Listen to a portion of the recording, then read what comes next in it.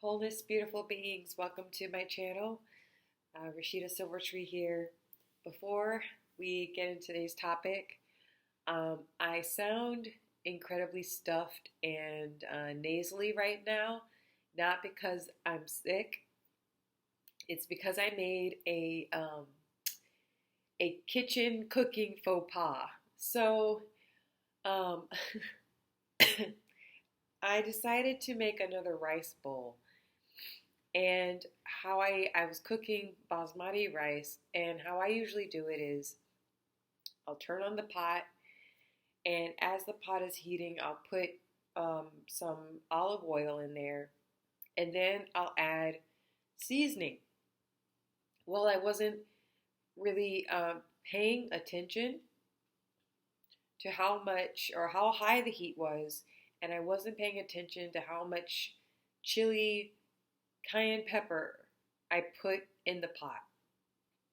Mind you, I think I probably put maybe 3 tablespoons of this chili pepper that I bought from an Indian grocery store. Yes, you heard correctly. For the past hour, I've been sneezing and coughing. I have the fan going. I had the fan in the kitchen and the bathroom going. I think it's subsiding. Hopefully by tomorrow or later on tonight, my lungs will finally clear. So yeah, that's why if I'm coughing and hacking, just flow with me. I'm okay. You know, it's not a cold. It's just a cooking faux pas I did that caught me off guard.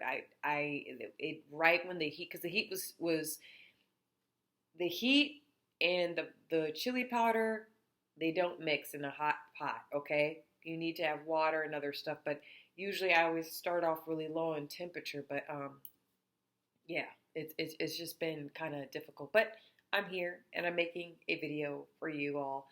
And I thought to myself, why not? Why not just cancel and push this off? But you know what? I'm all about being authentic and having some level of transparency, and you got to accept me for who I am, where I'm at, okay? So I'm not going to hide anything or try to look prissy for you, okay? This is just, it is what it is. So if I start having coughing fits and I need to get up and get some water, that's why.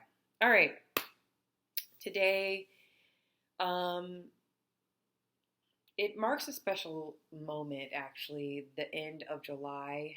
And by the time you receive this, it won't be July anymore, but I'm recording this July 28th, and I'm coming to a close to a cycle for myself.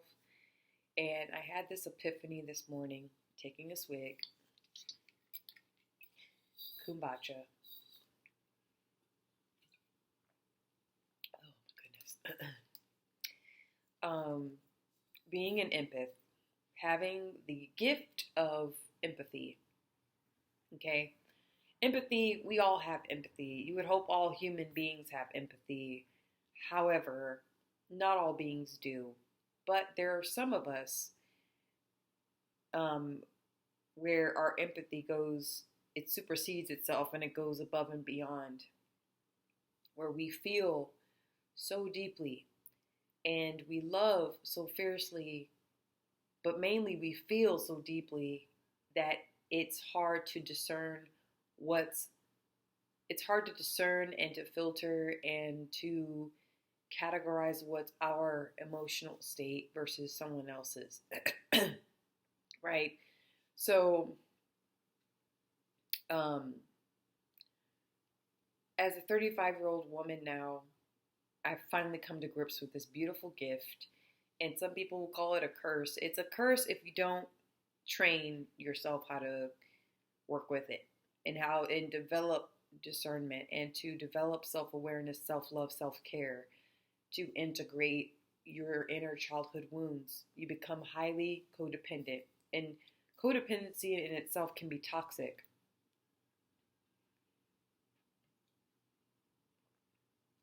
Oh God, I think I'll make it through the video.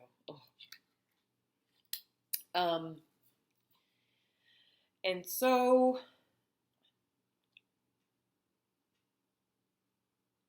a couple of years ago, and this is going to touch on something personal, but I'm not going to overshare, but it is part of my personal human experience, so I have a right to share as much as I want about this because I feel like I'm finally healing.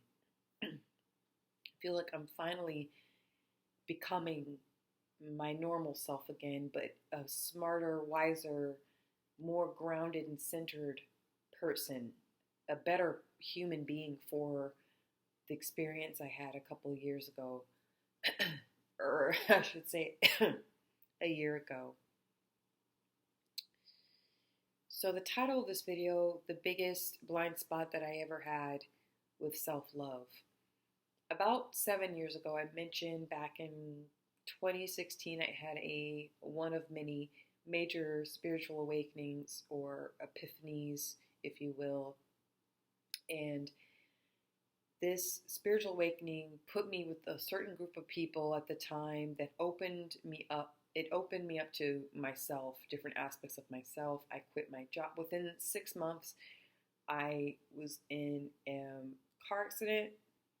I left a stable relationship, stable job, left healthcare at the time, moved cross country, only had $3,000 into my name, not really knowing a soul pretty much. We knew a group of people like I mentioned before, and I made it somehow out west, sleeping on couches or couch hopping and, having people drive me everywhere. It literally, when I look back on that moment of my life, it's such a magical point and climax of my life. I'm going to go grab some water. I'll be right back.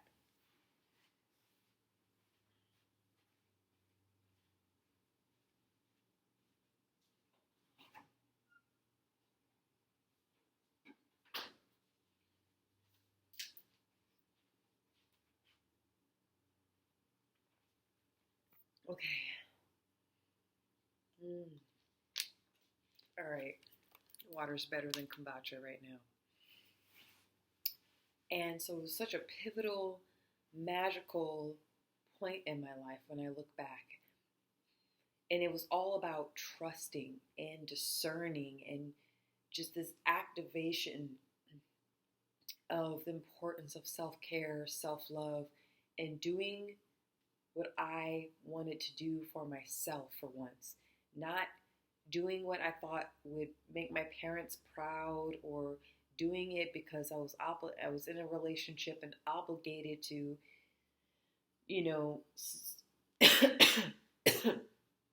stick it out with my then partner, appealing or appeasing to anyone else. It was really primarily my life that I finally found myself, the self. And so on that journey, I started, I moved to the desert, and it was just a very pivotal point in my life where I meditated a lot. I started experimenting with food fasting. I started experimenting with celibacy and energy manipulation with my own energy, because that's what you can only be the master and manipulator of your own energy. To do so with other people's energy is breaking universal law. Just want to make that very clear. But learning how to manipulate my own energy, learning how to, clarifying my purpose, clarifying my values, seeing where my weaknesses were. And thus I became stronger. I started to recognize the importance of developing my relationship with my lower energy centers, meaning the lower aspects of our consciousness, our sexual energy, the energy, the root chakra, which is our foundation, our childhood, how we feel safe in the world, our willpower. Those are the areas that we most often we neglect and forget. Right? We're all about, most new age people, conscious spiritual people are all about love and speaking your truth and activating your third eye and your crown chakra, but we completely neglect what needs the most engagement.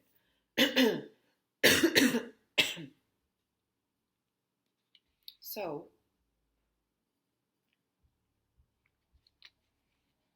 through the years from 2016 to, I'll say, up to 2021. Yeah, so 2016 to 2021. So that's what, 5 years.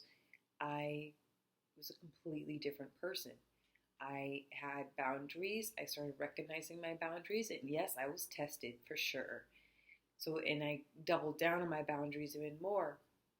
But with all this self-love and with all this self-care and this renewal, this regeneration of myself, there was still some severe blind spots. I even got into it with my inner child through doing womb care and getting in tune with my yoni and getting in tune with my sexual life force energy through celibacy and through abstinence and through self-pleasure, and learning of that, the connectedness and the importance of the cervix, and how the cervix in a woman's womb is the gateway to a woman's heart. And, and how the voice, the throat chakra is connected to the heart.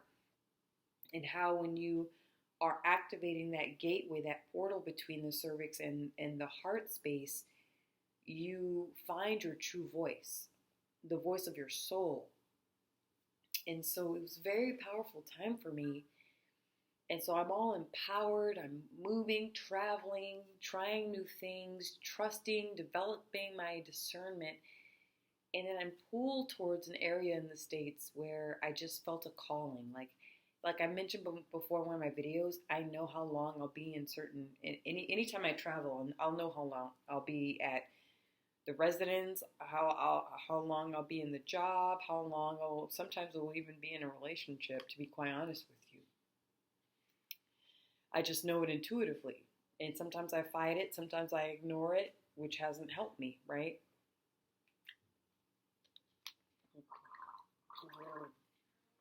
All right, I'm going to make it through this video.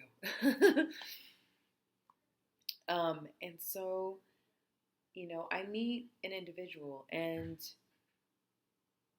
I'll have to say the biggest mistake I made, the biggest blind spot as an empath, now that I look back, with all my self-care, self-love, autonomy, being sovereign, integrated and grounded, the biggest mistake I ever made was to assume that all the love that I could see in another, they could see in me. This gift of being an empathic, is to see the soul of another. You don't see their gender. You look past their gender, their sexual preferences, their political affiliation, the money and amount of money that they have or lack thereof, their weight, their attractiveness, their character, flaws and strengths, their personality, their religious, spiritual affiliations, and all you see is the soul, the infinite jewel that shines infinitely. And that's my gift. And,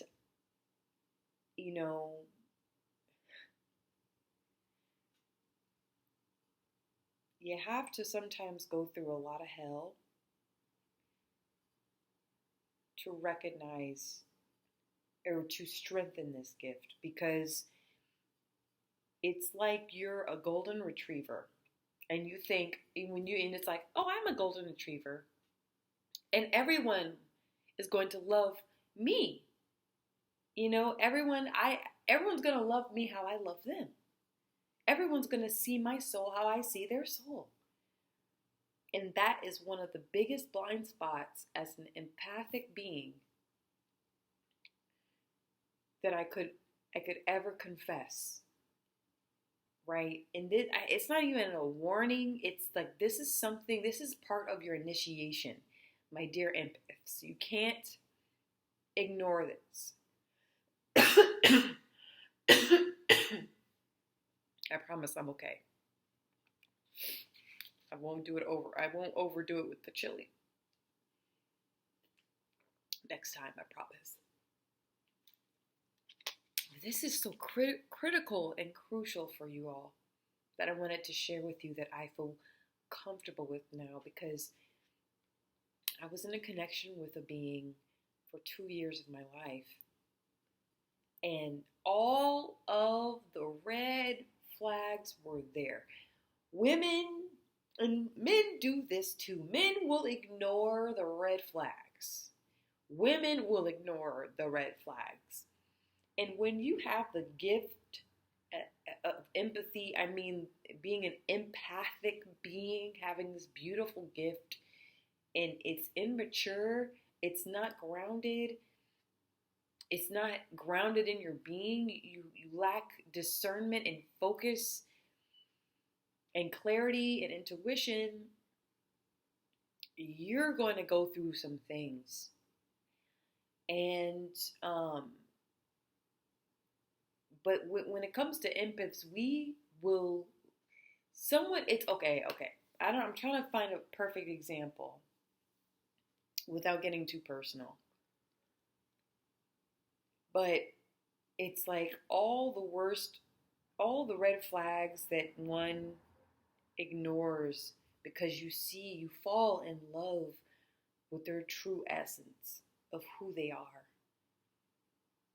You fall in love with their potential of what could be. Women do this a lot, where we fall in love with the potential of a man. For my heterosexual women out there, and men, right? And doesn't matter really, whoever you're into.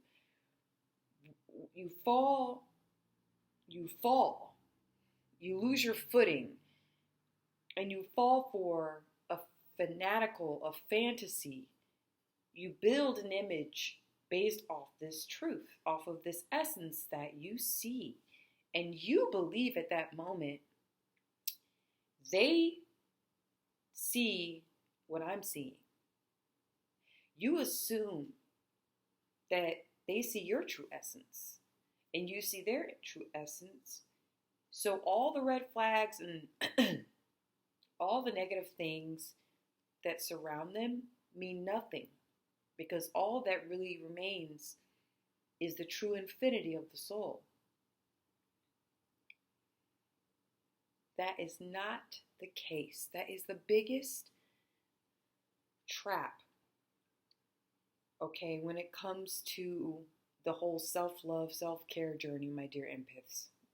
When we start waking up to our true self and we learn the importance of taking care of ourselves and our emotional, spiritual, psychic, physical well-being.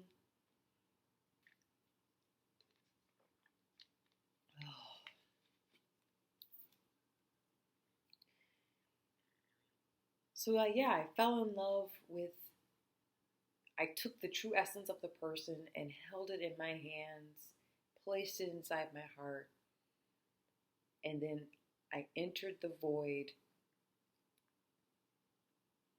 of their reality, which was the complete opposite of what I knew to be true. What I knew to be true for them wasn't true to them.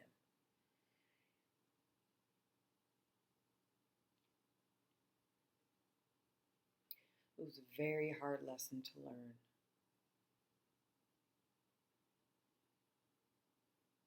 Very hard. And it changed me. It changed and shifted this gift. It made my perception that much sharper.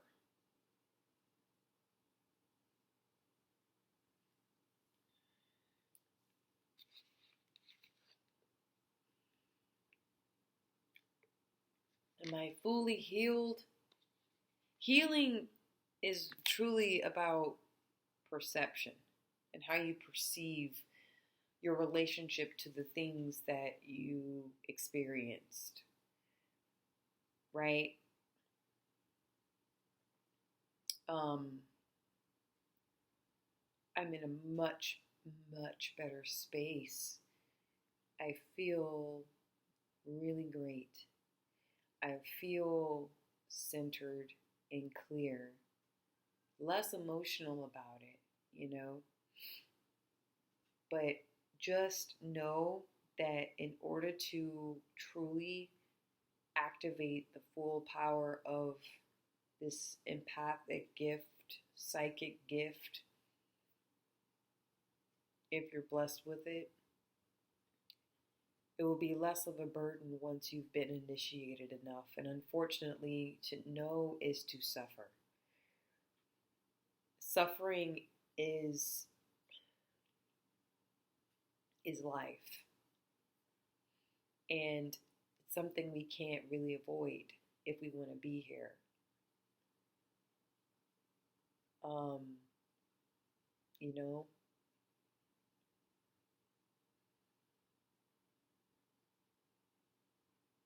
the more you announce your empathic gift, the more you will be tested.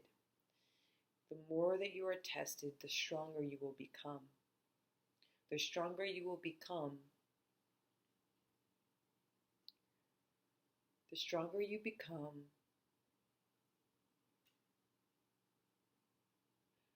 the clearer it will be for you to see where your love belongs. Because not everyone's love belongs everywhere with everyone. Remember, how you perceive others is not how they perceive you, my dear empaths. Just because you can see the angelic part of someone doesn't mean that they perceive themselves as angelic. Just because you can see the love in someone doesn't mean that they can see the love within themselves. Maybe a little bit at the beginning. Everything's beautiful and blissful. Because you're a reminder to them of what could be. And then you need to leave the ass alone. Sorry. Getting a little hood, but leave him alone. But no. Some empaths out there, like I like myself, will bite. You'll bite the poison apple and then you start choking.